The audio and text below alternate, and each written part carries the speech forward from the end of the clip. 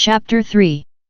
Dressed as the king of Ruritania, I rode on through the streets of Strelsa towards the palace, expecting to hear Antoinette de Maubon tell everyone that I was not really the king. Yet I heard no one calling out, and I did not look back.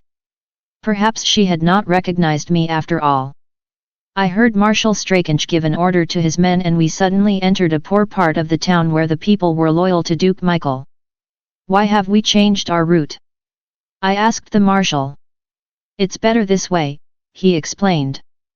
Surely this way, however, was into a part of town where the people supported Duke Michael? How could this be a better way for the king? I stopped my horse and thought carefully. Perhaps this was the marshal's plan to test me. "Tell your soldiers to ride ahead of me," I told the marshal. "I don't need them or you. You can wait here until I've continued through the old town alone. I want the people who live here to see that their king trusts them." Sapt looked worried and shook his head. I could see that he thought that this was a very bad idea. Nevertheless, if I was to be a king, I decided I wanted to act like a king. All of my people should like me, not just a few. "Don't you understand me? Tell your soldiers to go," I shouted. The marshal looked surprised but gave the orders for his soldiers to go ahead, and Sap's face looked even more anxious. I realized that if I were killed in this part of town, Sap's position would become very difficult. When all the soldiers were out of sight, I rode on my own through the streets of the old town.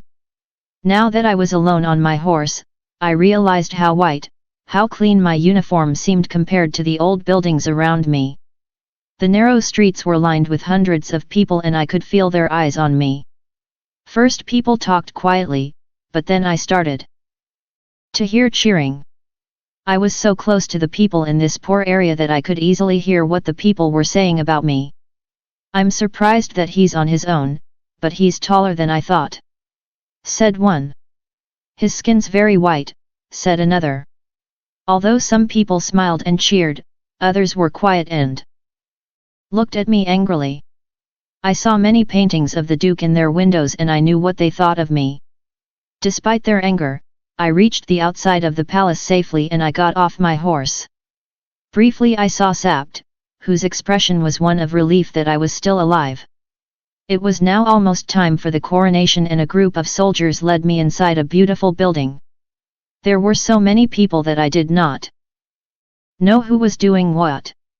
But I remember a beautiful young woman with red hair, who I knew was Princess Flavia, and a man with red cheeks, dark eyes, and dark hair who I knew must be Michael. When he saw me, his face became white. Until that moment, I do not think he realized that the king had come to Strelsa. What can I remember of that coronation that was so important to the future of Ruritania? Very little, except the golden crown being placed on my head and a few other details. I remember the promises I was asked to read out and the beautiful music that played when someone announced that Rudolph V was now king of Ruritania. Most of all, I remember being greeted by Duke Michael, whose hands shook with anger when he took my hand in his, and who would not look at my eyes as he coldly said, "Congratulations." However, no one else, not even the princess, seemed to realize that I was not the real king. So there I stood in the palace for an hour, as if I had always been a king, greeting the many ambassadors and important people who came to see me. I became worried when a man I knew from England, Lord Topham, also came to greet me, but his eyes were so poor that he probably would not have noticed me anyway. It was now time for me to go in a coach around the streets with the princess. "When's the wedding?" I heard someone call, and I wished I had asked Sapt the answer to that very question. At that moment, the princess looked at me and said, "Do you know, Rudolph, you look different today? You look more tired and serious, and I think you're thinner. I can't believe that you really have changed today." "I think I want to change now that I'm king," I replied. "Perhaps you already have. I heard that you rode through the old town alone," she continued. "That surprised me. The people there must really have appreciated what you did." I smiled. "I hope I'll make a good king," I said. The coach had now arrived back at the palace and, once inside the building, I took my seat at my own table, next to Duke Michael, with Sapt behind me and Fritz nearby. I felt like a king, but I also thought, where is the real king and what is he doing now? Later that afternoon, I sat down on my bed feeling exhausted. Sapt and Fritz were still by my side, now looking very happy that our plan had been a success. That was a day to remember, said Fritz. I think I'd like to be king for a day.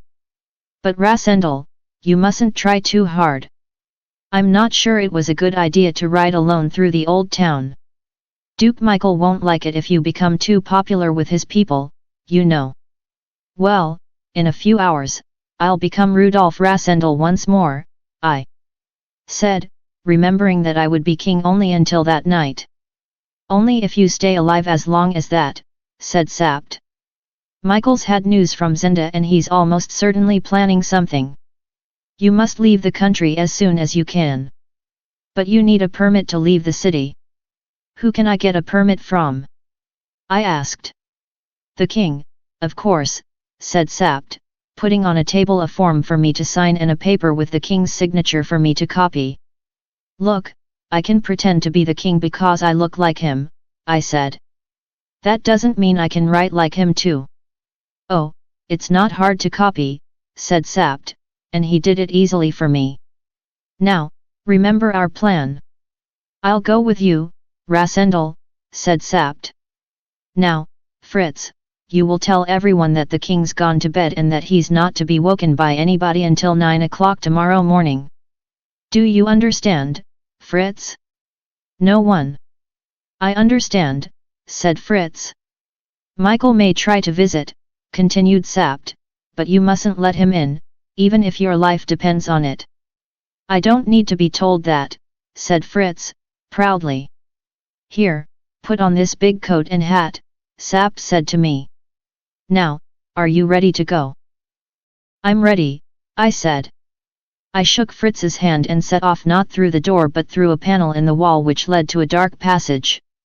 In the old king's time, I knew all about this secret passage, Sapt explained. I followed Sapt down the long, dark passage which ended in a heavy wooden door. Sapt unlocked it and we went out into a quiet street which ran along the back of the palace gardens. A man was waiting for us with 2 horses. Without saying anything, we climbed onto the horses and rode away. At that time of the day, the town was busy and full of noise, but we took the quiet back streets. My coat and hat covered my face and hair, and I tried to stay low on the horse so no one would recognize me. Take your gun, said Sapt. You may need it to get through the city gates. They'll all be closed at this time of day. It was 6:30 and still light when we reached one of the tall wooden gates through the city walls.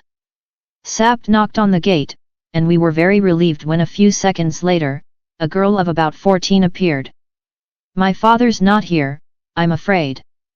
He's gone to see the king, she said.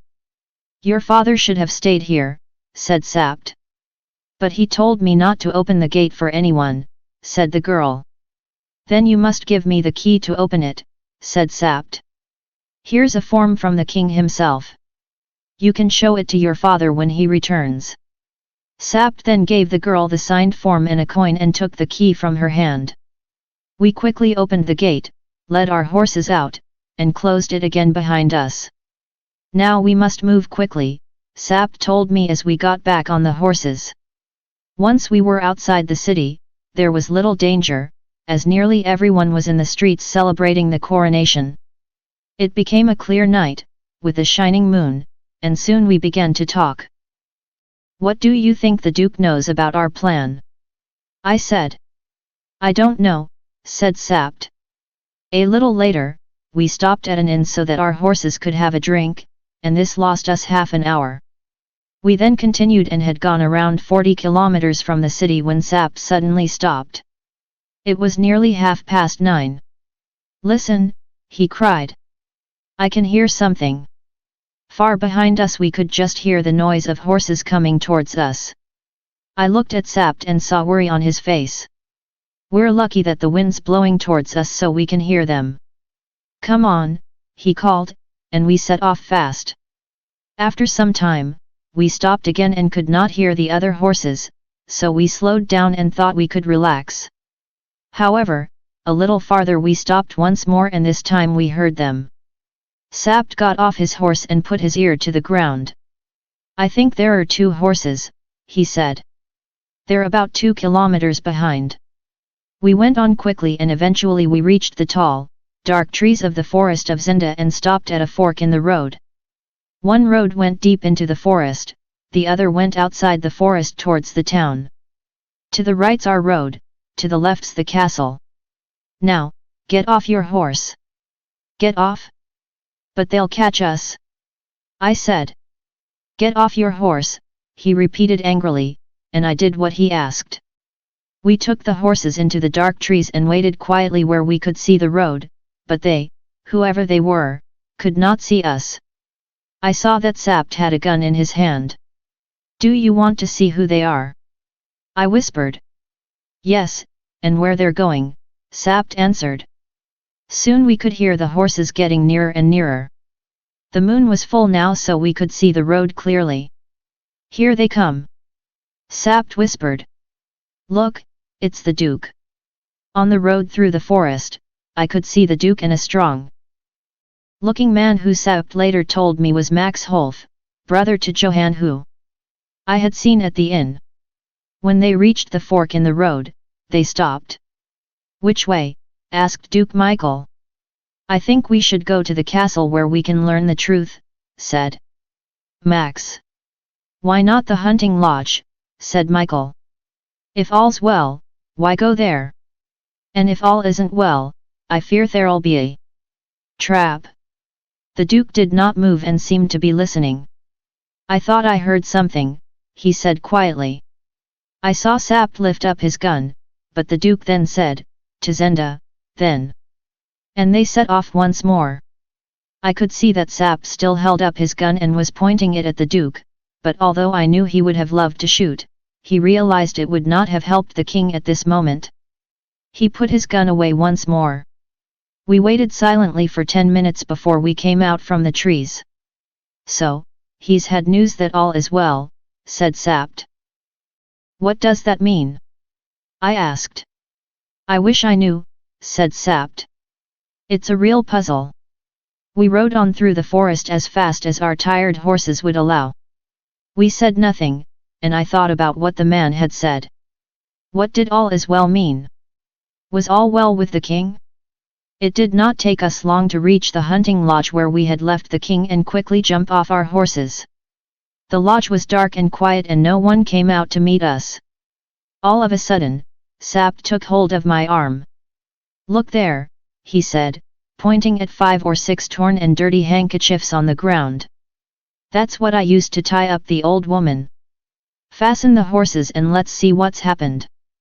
The front door to the lodge was not locked and we went into the room where I had eaten the night before. Plates and cups were still on the table. "Come on," said Sapt, and we ran down the passage towards the cellar where we had left the king.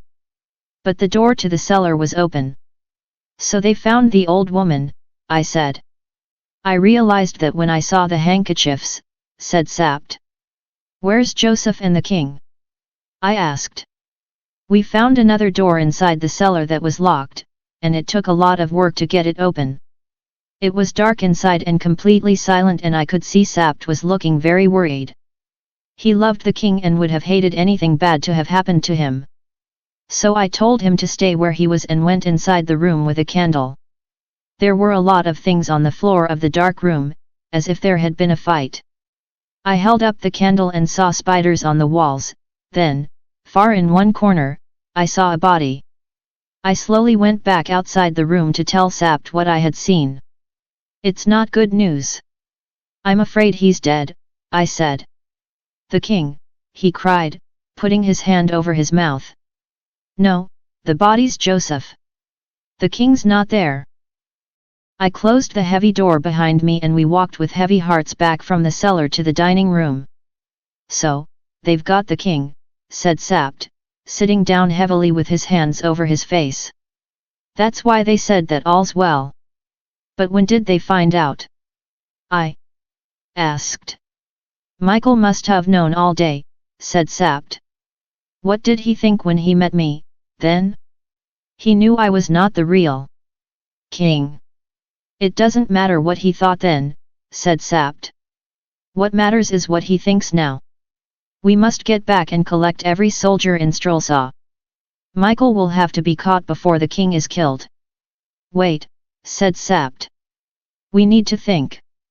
It must have been the old woman who told them what had happened somehow.